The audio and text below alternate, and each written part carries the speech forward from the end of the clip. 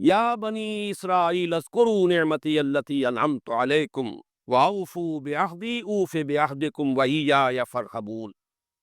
بنی اسرائیل، چونکہ یہ لفظ پہلی مرتبہ قرآن مجید میں آ رہا ہے تو یہاں تھوڑی سی وضاحت کرنی ہوگی۔ ابن جو عربی میں بیٹے کے لیے آتا ہے ابن، اس میں جو شروع کا حمزہ ہے یہ در حقیقت اضافی ہے، اصل لفظ جو ہے بے نون پر مشتمل ہے، اسی لیے اس کی جمع سالم آتی ہے بنون۔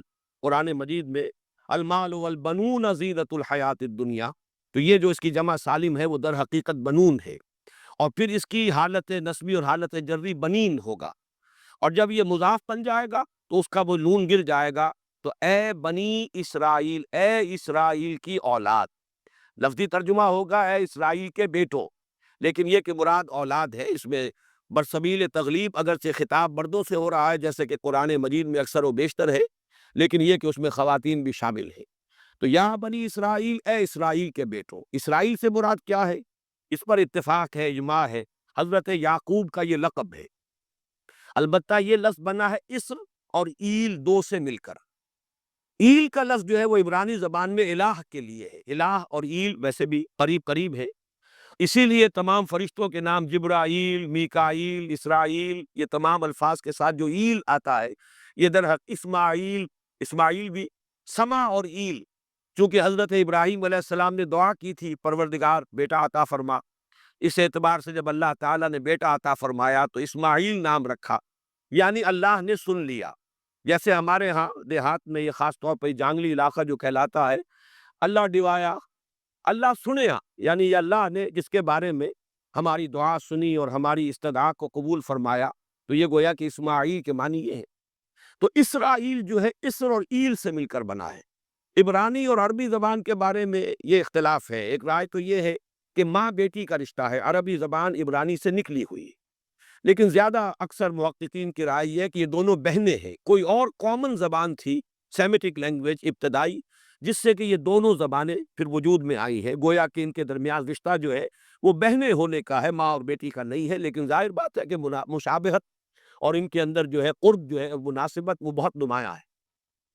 اسر کے دو ترجمے کیے ہیں، یہودی علماء تو اس پر بہت زیادہ جزم کے ساتھ قائم ہے کہ اسر سے مراد ہے بطل، یعنی رجل عظیم، جواں مرد، بہت باہمت انسان، اس لیے کہ ان کے ہاں یہ عقیدہ ہے اور بڑی تحریف جو ہوئی ہے تورات میں، اس میں ایسی ایسی باتیں بھی ہیں، حضرت یعقوب کی جو مدح کی گئی ہے اس میں اس حد تک مبالغہ ہے کہ حضرت یعقوب کی اللہ تعالیٰ کے ساتھ کشتی ہوئی اور اللہ کو پچھاڑ لیا حضرت یعقوب نے، تو معلوم یہ ہوا کہ یہ تو بڑے بہادر اور بہت جری انسان، اس اعتبار سے وہ بطل اور رجل کا ترجمہ کرتے اسر کا، لیکن یہ کہ صحیح ترجمہ جو ہے وہ اسر کا ہے، بندہ، عبد، اس لیے کہ عربی کا لفظ جو بنا ہے اسیر، اسیری، کوئی کسی کا غلام ہے، اسیر، اسی سے لفظ اسرہ بنا ہے، اسرہ ہے کنبہ، کنبہ بھی آپس میں جڑا ہوا ہوتا ہے، ان کے بندھن ہوتے ہیں دوستی کے، محبت کے، اخوت کے، تو اسی طریقے سے یہ اسر کا لفظ آتا ہے کسی بندھن کے لیے۔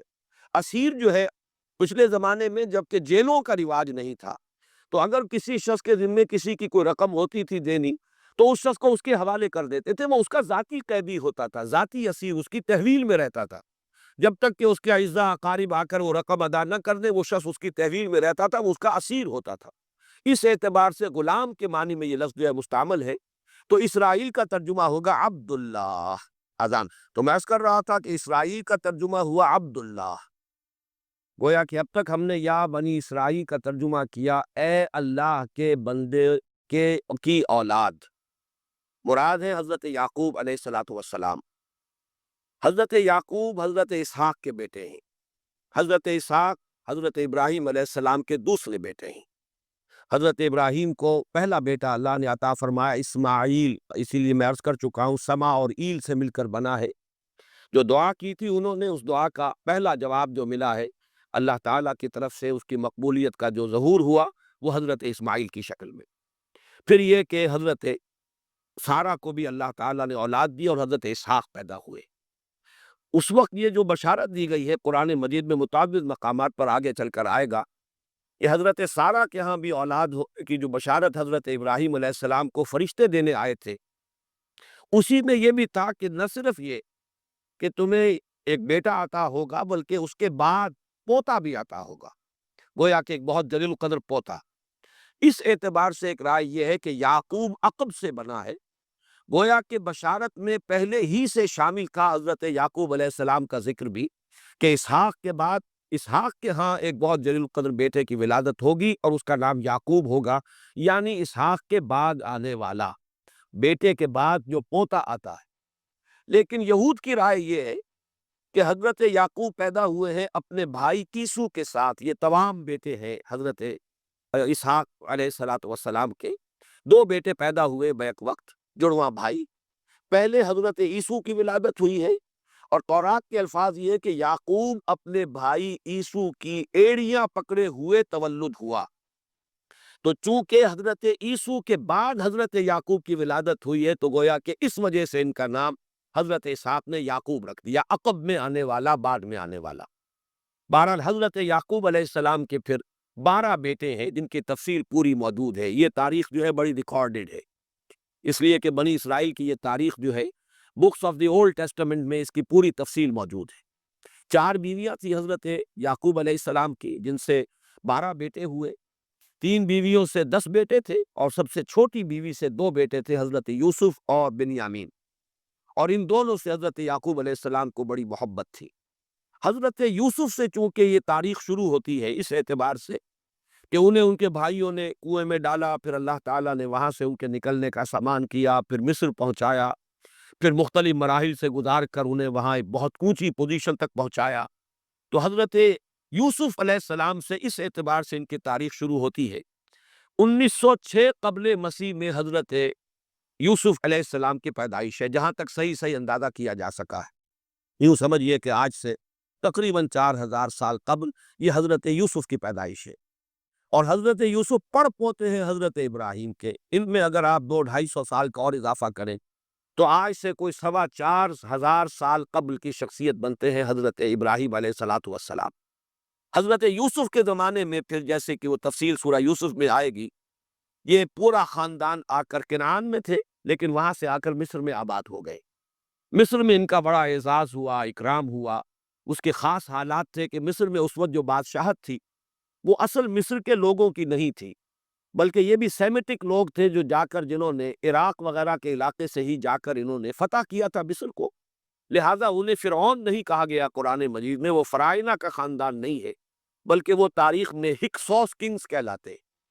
تاریخ مصر میں وہ 15واں خاندان کہلاتا ہے وہاں کے بادشاہوں کا، 15th ڈائنیسٹی، اور یہ چونکہ لوکل نہیں تھا اس لیے ان کو فرعون نہیں کہا جائے گا، بلکہ یہ ہکسوس کنگز چرواہے بادشاہ تھے کہ جو عرب کے ان علاقوں سے آئے تھے، جزیرہ نما سے، اور وہاں سے وہ چرواہے تھے۔ ان کا تو پیشہ ظاہر بات ہے صحرا میں کیا ہوتا ہے، بھیڑیں بکریاں پالنا، لیکن انہوں نے آ کر مصر کو فتح کیا، وہاں ان کی بادشاہت ہو گئی۔ محسوس ایسا ہوتا ہے کہ ایک سیاسی پہلو موجود تھا۔ وہ جو بادشاہ مصر نے جس طریقے سے اعزاز کیا ہے حضرت یوسف علیہ السلام کا، پھر جو اختیار دیا، جو اقتدار دیا، جو ان کو حیثیت دی، پھر انہیں اجازت دی کہ اپنے پورے خاندان کو بلا لیں، اور پھر مصر کا بہترین جو زرخیز ترین علاقہ تھا وہ انہیں عطا کر دیا کہ یہاں آباد ہو جاؤ۔ جشن کا علاقہ، یا گوشن بھی کہتے ہیں، جشن بھی کہتے ہیں۔ یہ جو نائل کا ڈیلٹا ہے کہ جو جا کر آپ کو معلوم ہے کہ دریا جو ہیں جب بہت سی شاخوں میں تقسیم ہو جاتے ہیں سمندر میں گرنے سے قبل، تو وہ ڈیلٹا جو ہے زرخیز ترین علاقہ ہوتا ہے۔ آرٹیفیشل اریگیشن کے اور نظام تو تھے نہیں، جہاں دریا ہی چھوٹی چھوٹی نہروں کی شکل اختیار کر لے، وہاں گویا کہ وہ فطری طور پر جو ہے بڑے وسیع رقبے کے اندر اریگیشن ہو سکتی ہے۔ تو اس ڈیلٹا کے علاقے میں بہترین علاقہ ان کو دیا گیا، وہاں آباد ہو جاؤ۔ وہاں یہ رہے ہیں گویا کہ پیرزادوں کی حیثیت سے۔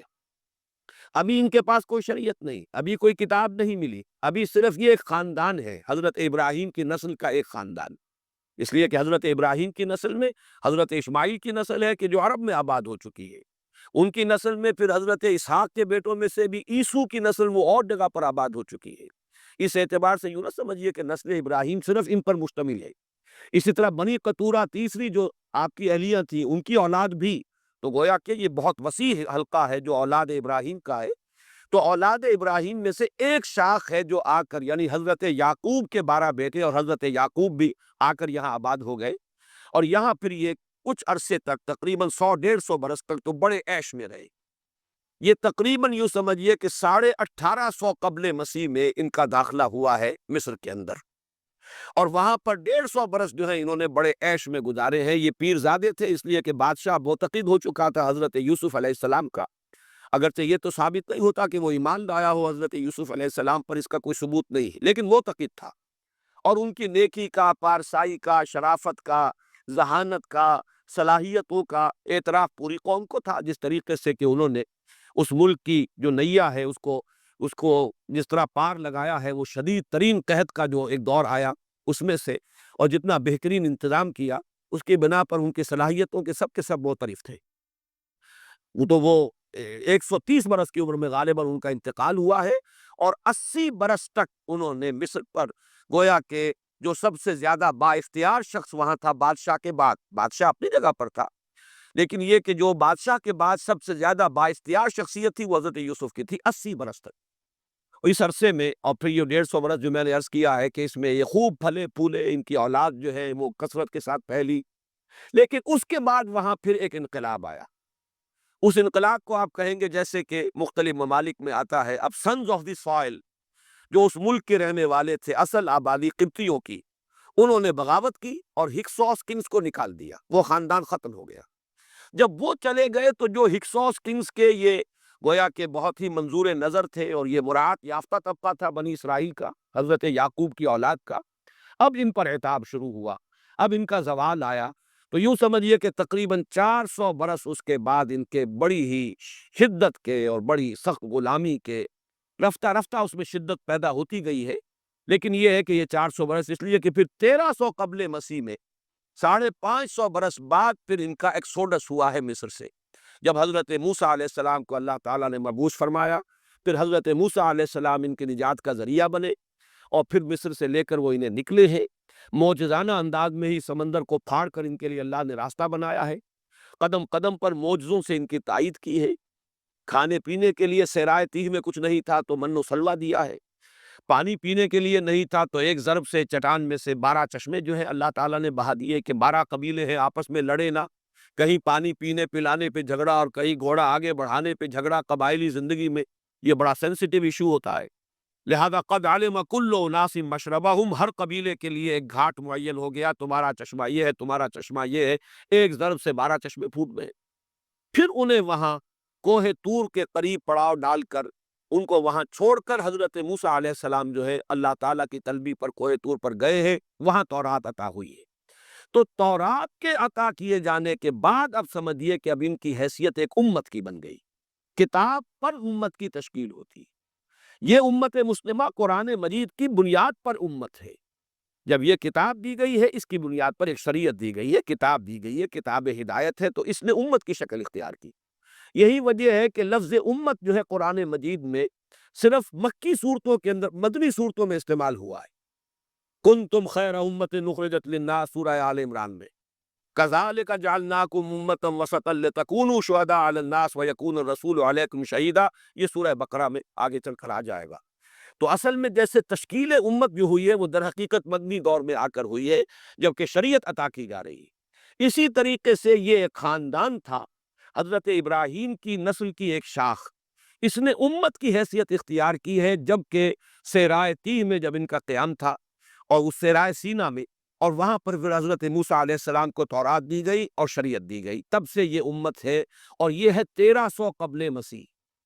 610 عیسوی میں، اب سمجھیے 1300 وہ جمع کیجئے، 610 یہ جمع کیجئے، 1910 برس بعد پھر حضور صلی اللہ علیہ وسلم پر قرآن مجید کی وحی کا آغاز ہوا، اور 622 میں حضور نے ہجرت فرمائی، اور اس کے بھی کوئی 2 سال یا 1 سال کے بعد جو ہے یہ آیات نازل ہو رہی ہیں جو ہم اس وقت پڑھ رہے ہیں۔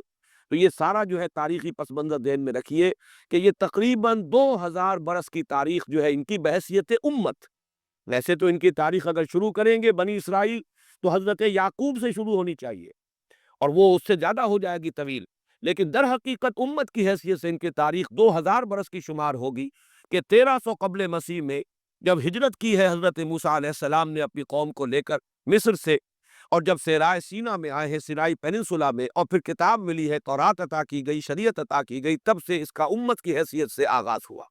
ایک بات اور نوٹ کر لیجئے، ان کو امت مسلمہ کیوں نہیں کہا گیا؟ اس کے لیے اس کا ایک سبب ہے۔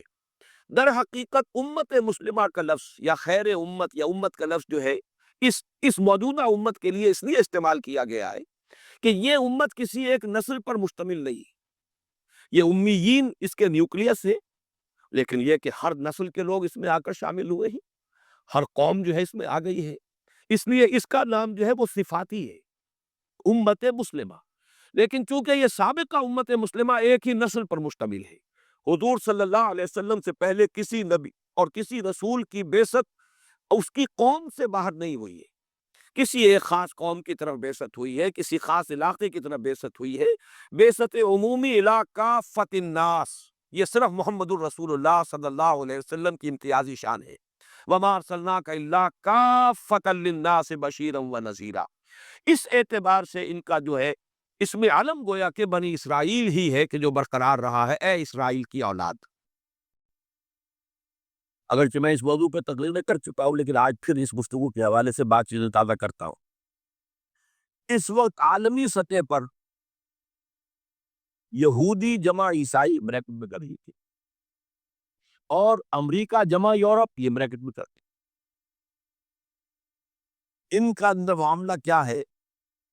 اصل جو ہے اس میں پیچھے مائنڈ ہے، ماسٹر مائنڈ، سازشی ذہن، وہ یہود ہے۔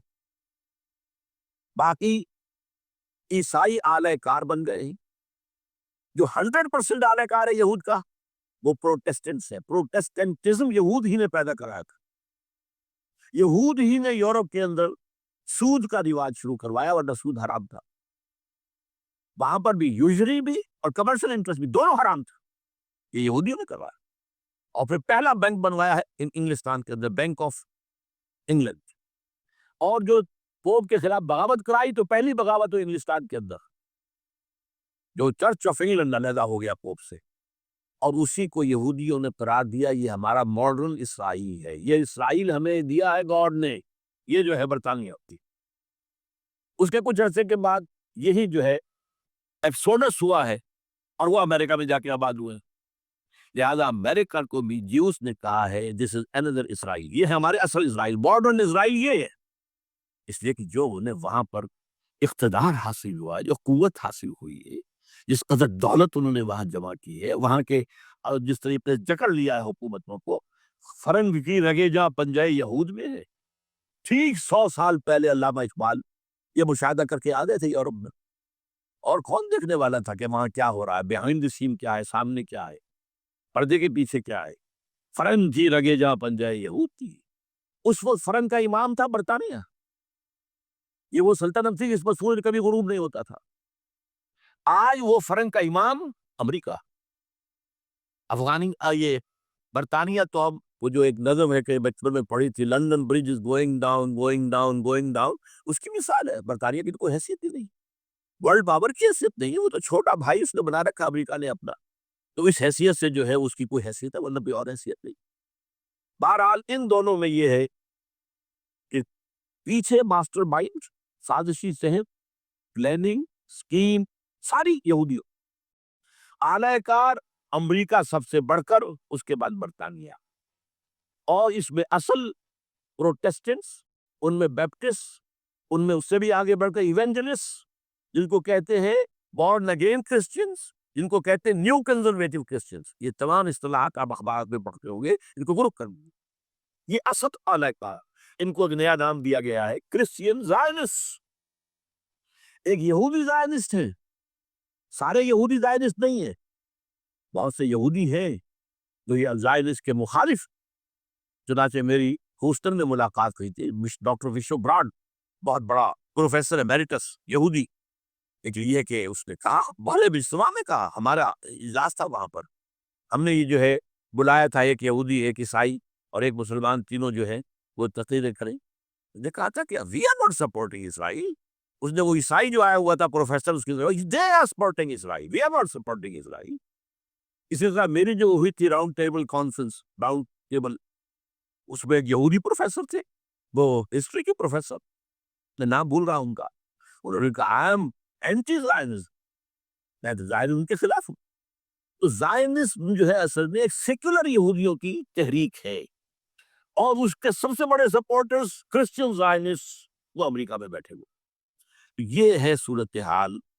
یہ جان لیجئے کیتھولکس جو ہیں یہ اتنے پرو یہودی نہیں ہیں، اب رفتہ رفتہ وہ بھی اس کے اندر آ کر شامل ہو گئے۔ یورپ جو ہے زیادہ Catholics, Roman Catholics, Roman Catholics کا یہ بھی آپ نے جملہ پڑھ سنا ہوگا کہ یہ جو ترکی جو ہے ہمارا ملک، یہ جو کوشش کرتا رہتا ہے گھسنے کی یورپین یونین کے اندر، تو ایک دفعہ جان شراک نے کہا تھا، بڑا پیارا جملہ تھا، Why doesn't Turkey understand that we are a Christian club؟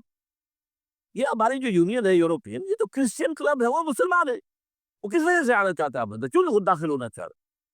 Why doesn't Turkey understand that we are a Christian club؟ لیکن یہ ہے رومن کیتھولکس، اور ان کا میں بعد میں آپ کو بتاؤں گا۔ یہی آپ کو معلوم ہے کہ یورپ نے عام طور پر اسرائیل کا اتنا ساتھ نہیں دیا جتنا جو امریکہ دیتا رہا ہے، اور کسی درجے میں ان کے دلوں میں سافٹ کارنر جو ہے عرب فلسطینی کے لیے بھی رہا ہے۔ یہ معاملہ عراق کے بارے میں بھی رہا ہے، جس قدر اسٹرانگ ایکشن امریکہ لینا چاہتا ہے، یہ جو ہے اس کے ساتھ نہیں ہے۔ یہ تھوڑا سا فرق ہے، وہ میں اس کا ایک بنیاد بعد میں بتا دوں گا آپ۔ بہرحال ان کا ایک جو ایجنڈا ہے وہ دو، سمجھیے کہ دو اس کے نکات ہیں، دو رسیوں کے مانند یہ آپس میں بٹا ہوا ہے۔ پہلا، عالم اسلام کے مادی اور مالیاتی وسائل، خصوصاً تیل پر قبضہ، یہ ان کا دنیاوی اعتبار سے، دولت کے اعتبار سے، وسائل کے اعتبار سے اس وقت کا ایجنڈا ہے۔ ویسے تو اس سے اوپر وہ چاہتے ہیں پوری دنیا پر، وہ تو بات کی بات ہے، لیکن ابھی نہ وہ روس کو چھیڑ رہے ہیں نہ چین کو چھیڑ رہے ہیں۔ چین تو ان کا سب سے بڑا جو ہے بزنس پارٹنر ہے، سب سے بڑا، اور چین کو رفتہ رفتہ وہ اپنی لائن پر لا رہے ہیں۔ اب تو صرف یہ کہ وہ ایک پارٹی گورنمنٹ وہاں رہ گئی ہے جو کہ کمیونزم کے دور کی یادگار ہے، باقی ان کی جو اکانومی ہے وہ تو آ چکی ہے اسی رخ کے اوپر جو یورپ کی ہے، مغرب کی ہے۔ نمبر دو ایجنڈا کیا ہے؟ دنیا میں کہیں بھی اسلام کے بحیثیت ایک نظام زندگی ظاہر ہونے کا کوئی موقع نہیں دینا۔ We have to nip the evil in the bud at any cost۔ یہ ان کے ایجنڈے کا دوسرا بڑا ہے۔ یہ دو ہے انٹرٹوائنڈ، جیسے آپ لڑیوں کو بٹ دے کر رسی بناتے ہیں، ایسے یہ دو لڑیے ہیں۔ اسلام کا پولیٹیکل سوشو اکنامک سسٹم میں آ جائے تو ہو نہ جائے آشکارا شر پیغمبر کہے، یہ ابلیس نے کنکلوڈ کیا، مجھے ابلیس کی مجلس شورا ہے، ہو نہ جائے آشکارا شر پیغمبر، کہیں ایسا نہ ہو کہ پیغمبر کی شریعت دنیا کے سامنے آ جائے، پیغمبر کا نظام آ جائے۔ الحذر، آئین پیغمبر سے صوبات، الحذر، حافظ ناموس زن، مرد آزما مرد آفری، یہ معاشرت کی نظام ہو گیا۔ موت کا پیغام ہر نوع غلامی کے لیے، نہ کوئی فخر و خاکہ، نہ گدائے رہنشی، یہ سیاسی نظام آ گیا، اور کرتا ہے دولت کو ہر آلودگی سے پاک و صاف۔ منعموں کو مال و دولت کا بناتا ہے امین، تم دولت کے امین و مالک نہیں ہو۔ اور اس سے بڑھ کر اور کیا فکر و عمل کا انقلاب، بادشاہوں کی نہیں اللہ کی ہے یہ زمین، ان لب للہ، یہ نظام کہیں نہ آ جائے۔ یہ ہے جس پہ کہ وہ خطرہ محسوس کر رہا تھا، اور اس کے بعد یہ کہتے ہیں یہ تو تھا عصر حاضر کے تقاضے، لیکن یہ کہ صورتحال کیا ہے؟ ہو نہ جائے آشکارا شر پیغمبر کہیں، ہے یہی، یہ معاملہ اس طرح رکھو کہ خود مومن ہے محروم یقین، یہ غنیمت ہے کہ خود مومن ہے محروم یقین۔ ہمیں اگر کوئی سہارا ملتا ہے تو اس سے کہ مومنوں کو بھی، نام نہاد مسلمانوں کو بھی اپنے اس نظام پر یقین نہیں۔ وہ نماز پر یقین رکھتے ہیں، روزے پر رکھتے ہیں، زکوٰۃ کو بھی دو بیج اللہ تعالیٰ نے جس کو تفویض دیتا ہے، حج کرتے ہیں، عمرے کرتے ہیں، یہ ہے سب، لیکن یہ کہ یہ غنیمت ہے، چشم عالم سے رہے یہ پوشیدہ، یہ آئی تو خوب۔ وہ ابلیس کہتا ہے کہ یہ آئین چشم عالم سے پوشیدہ رہنا چاہیے، یہ غنیمت ہے کہ خود مومن ہے محروب یقین۔ ہمارے لیے جو ہے اگر کوئی سانس لینے کی جگہ ہے وہ یہ ہے حوصلہ افزائی اگر ہے تو اس میں ہے کہ خود مومن محروم یقین ہے، اس کے سامنے وہ راستہ ہے ہی۔ اب لیجئے یہودیوں کے ایجنڈے کو میں تجزیہ کر رہا ہوں۔ سب سے پہلے World Bank, I M F, globalization, TRIPS, ان تمام ہتھ کنڈوں کے ذریعے عالمی مالیاتی استقرار جو بداہی امریکہ کا ہوگا حقیقت میں یہود کا ہو۔ یہودیوں کے نزدیک پوری نوع انسانی حیوانوں کے مانے گئے۔ They are not human beings. They are goyim. They are Gentiles. یہ انسانی شکل میں حیوان ہے، اور جیسے حیوانوں کو ایکسپلائٹ کرنا، استعمال کرنا انسانوں کا حق ہے۔ گھوڑے کو آپ باندھتے رہے ہیں نا ٹانگے کے آگے، اور بیلوں سے آپ ہل جتواتے رہے ہیں، تو جیسے یہ حق ہے ایسے ہمارا حق ہے پوری دنیا کے جو ہے وسائل ان کو کھینچے۔ ہاں جیسے گھوڑے اور بیل کو بھی کوئی نہ کوئی دانہ تو ڈالنا پڑتا ہے، چارہ تو دینا پڑتا ہے، تو ان کو بھی کچھ تو یہ پوری نوع انسانی ورکرز بن کر رہ جائے، حیوان بن جائے، بالکل شہوت کے غلام بنا دو انہیں، اخلاقی اقدار کا بیڑا غرق کر دو، خاندانی نظام کو تہوبارہ کر لو۔ یہ باقاعدہ جو protocols of the elders of the Zion تھے ان سب میں موجود ہے لکھا ہوا، جو 1897 میں انہوں نے پاس کیا اپنا پروگرام بیسل میں، سوئٹزرلینڈ کا ایک شہر، protocols of the elders of the Zion. ان کو حیوان بنا دو، بس حیوانوں سے کام لیتے رہو۔ ہاں ان کی کمائی کا کچھ حصہ ان کے لیے چھوڑ دو، وہ بھی زندہ رہیں، وہ بھی آخر کام کیسے کریں گے، اور اصل جو ہے ملائی کھینچ لو اپنے اس نظام کے ذریعے سے۔ World Bank, I M F, stock exchange, TRIPS, globalization, اس کے ذریعے سے عالمی مالیاتی استعمار۔ نمبر 2، ایک ہے ان کا ایجنڈا، یہ تو عالمی ہے۔ دوسرا ایجنڈا کیا ہے؟ وہ لوکل ہے۔ وہ کیا ہے؟ گریٹر اسرائیل کا قیام، جس میں مصر کا سارا زرخیز علاقہ شامل ہوگا، جو ڈیلٹا کا علاقہ کہلاتا ہے اس کا، جہاں کے اس وقت کے بادشاہ نے، حضرت یوسف علیہ السلام کے زمانے کے بادشاہ نے، وہ فرعونہ کے خاندان میں سے نہیں تھا، وہ عرب تھا۔ عربوں ہی سے کسی وقت کوئی خواب آئی تھی جو کہ مصر پر قابض ہو گئی تھی، اس نے حضرت یوسف کے خاندان کو لا کے وہاں آباد کیا۔ بہترین جشن کا علاقہ کہلاتا، بہترین۔ وہ کہتے ہیں ہمارا ہے، ہم رہے وہاں پر کئی سو برس تک رہے، عراق ہمارا ہے، وہاں ہمیں قید میں رکھا گیا، نبوکدنضر دے گیا تھا۔ عرب کا شمالی حصہ جو ہمارا ہے، وہاں خیبر میں یہودی گڑھے قلعے تھے، اور وہاں مدینہ کے اندر جو ہے 3 قبیلے یہودی تھے جنہیں محمد نے صلی اللہ علیہ وسلم وہاں سے نکال پار کیا تھا۔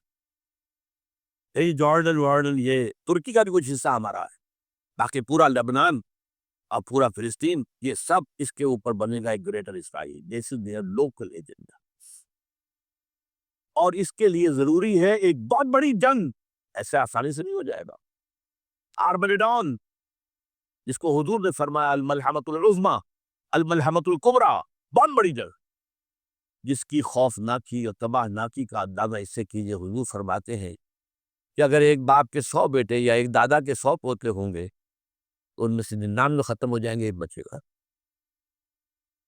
اور ایک جگہ فرماتے ہیں اتنی اموات ہوں گی، اتنی لاشیں ہوں گی کہ ایک نفاست پسند پرندہ جو ہے، جو گندگی پہ نہیں اترنا چاہتا، ایک تو ہے یہ کوے، چیلے، گدھ، وہ تو گندگی ہی کی تلاش میں مردار کھانے کے لیے، وہ تو لاشوں کو نوچ رہے ہوں گے۔ وہ پرندہ جو ہے نفاست پسند پرندہ، وہ نہیں اتر سکے گا، اڑتا اڑتا چلا جائے گا، لیکن لاشوں کا سلسلہ ختم نہیں ہوگا، یہاں تک کہ تھک ہار کر لاشوں پر مل جائے گا۔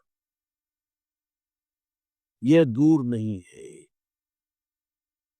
اس لیے کہ اس پر متفق ہیں یہودی بھی اور عیسائی، پروٹسٹنٹس عیسائی اس کے اوپر پوری طرح متفق ہیں۔ آرمگیڈون، جسے آپ 3rd ورلڈ وار کہہ لیں، الملحمۃ العظمیٰ کہہ لیں، الملحمۃ الکبریٰ کہہ لیں، حضور کے الفاظ میں یہ آئے گی۔ اس کے نتیجے میں گریٹر اسرائیل بنے گا۔ نمبر 3، پھر بنے گا 3rd ٹیمپل، جو ٹائٹس نے گرا دیا تھا 70 میں، سن 70 عیسوی، جسے گرے ہوئے کتنا عرصہ ہو گیا؟ 2008، اندازہ کر لیجئے 1800 کتنے برس ہو چکے، وہ دوبارہ بنائے 3rd ٹیمپل۔ اور اس کے لیے مسجد اقصیٰ کو گرائیں گے اور ڈوم آف دی راک، قبۃ الصخرہ، وہاں لا کر پھر اس میں کنگ ڈیونز تھرون لا کے رکھا جائے گا۔ یہ بھی میرے علم میں پہلی مرتبہ اسی ٹرمپٹ رسالے سے آیا۔ وہ کیا ہے؟ حضرت داؤد کا، آج سے کتنے ہزار سال پہلے کی بات، اندازہ کی، 1000 قبل مسیح، اور یہ اب 2000 ہو گیا عیسوی، 3000 برس تو ہو گئے۔ وہ کیا تھا؟ ایک پتھر تھا جس پر بٹھا کر حضرت داؤد کی تاج پوشی کی گئی تھی، پھر اسی پر حضرت سلیمان کی تاج پوشی ہوئی، پھر اسی پر ان کے بادشاہ آتے رہے، تاج پوشی ہوتی رہی۔ ٹائٹس نے جب گرایا ہے سن 70 عیسوی میں، یروشلم کو برباد کیا، 1,33,000 یہودی ایک دن میں قتل کیے، ایک دن میں، باقی نکال دیا، بھاگ جاؤ یہاں سے۔ اس کو کہتے ہیں diaspora, that started in 70 AD، یہ منتشر ہو گئے، جس کا جہاز سنگھ سمایا چلا گیا، یورپ میں چلے گئے، شمالی افریقہ میں، مسلمان ملکوں میں، انڈیا میں آ گئے، ایران میں آ گئے، سب ملا وہاں سے نکال دیے، ڈائسپورا۔ بہرحال وہاں سے وہ ٹائٹس وہ پتھر لے گیا، وہ روم میں لے گیا، روم سے کسی طرح وہ آئرلینڈ پہنچ گیا۔ آئرلینڈ پیور کیتھولک ملک ہے، آپ کو معلوم ہو، اور وہاں پر پروٹیسٹنٹس کی اور کیتھولکس کی جنگی ہوتی رہتی، کبھی بھی شیعہ سنی مسلمانوں کی اس طور سے خانہ جنگی نہیں ہوئی ہے جیسے کہ وہاں ان دو عیسائیوں میں کیتھولکس اور پروٹیسٹنٹس میں ہوتے۔ وہ رومن کیتھولک ملک ہے بیچ، وہاں سے وہ انگلینڈ میں آیا، انگلینڈ میں جب آ گیا، بلکہ وہاں سے اسکاٹ لینڈ سے انگلینڈ میں پھر اس کو ایک کرسی کے اندر اس کی سیٹ کی حیثیت سے بنا کر ایک تھرون کی شکل دے دی گئی، اور وہ جو ویسٹ منسٹر ایبے ہے، برطانیہ کے پارلیمنٹ کے ساتھ جو چرچ ہے، ویسٹ منسٹر ایبے، وہاں اس کو لا کے رکھ دیا گیا،